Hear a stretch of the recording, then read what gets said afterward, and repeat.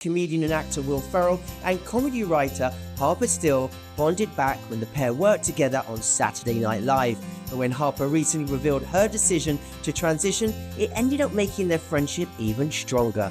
The two embarked on an extraordinary cross-country road trip, featured in the documentary Will and Harper. I don't doubt that Will is my friend, but I'm not Andrew Steele anymore. It was just, whoa. I love this country so much, I just don't know if it loves me back right now. Harper, would you want to do a road trip as this new version of yourself and at the same time figure out what this all means to us? Will Ferrell went on a road trip with his friend Harper Steele, but their journey advocates for the whole community. What does being an ally mean to you? It's the thing I'm doing for my friend. I'm an ally to this very special person who I've known for, close to 30 years. It's exciting to be considered an ally. I appreciate that. But, it's the natural progression and the evolution to our friendship. You recognize this guy? This is a Hollywood movie star. No. You don't recognize him? Okay. That's okay. Roll up the window. You said learning from Harper's journey. Did that, or how did that influence your decision to no longer dress in drag for comedy? To give Will credit, I wasn't the catalyst for that. Will had been thinking the right kinds of thoughts long before I transitioned, so he's smarter than this having just evolved over the last year.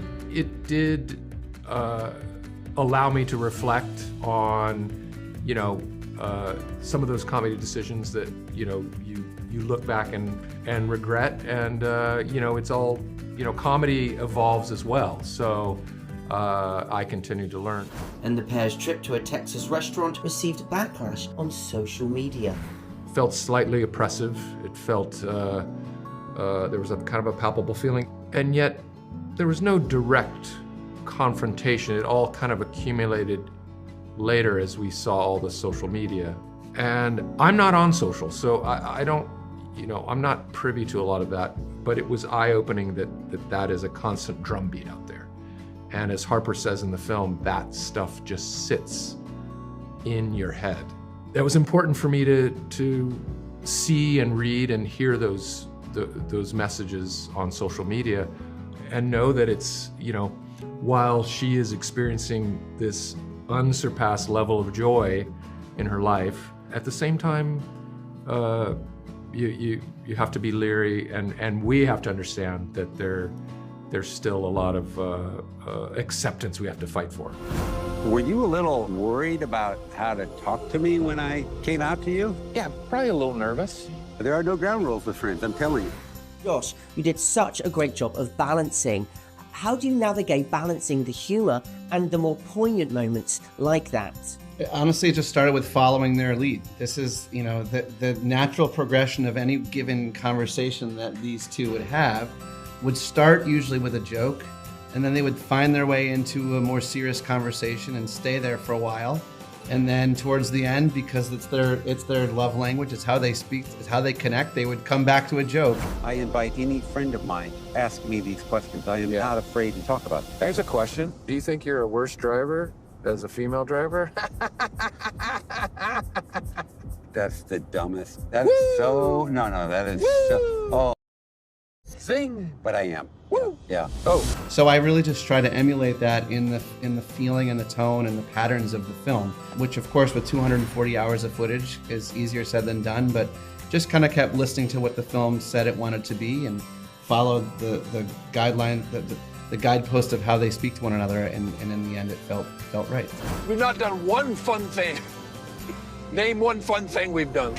Did anything hit the cutting room floor you'd love to share or you wish made the movie? Just me.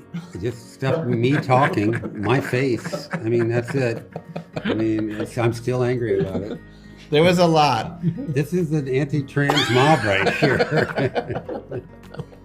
Oh, Harper, it's so great that now the transgender community are taking center stage in their own stories.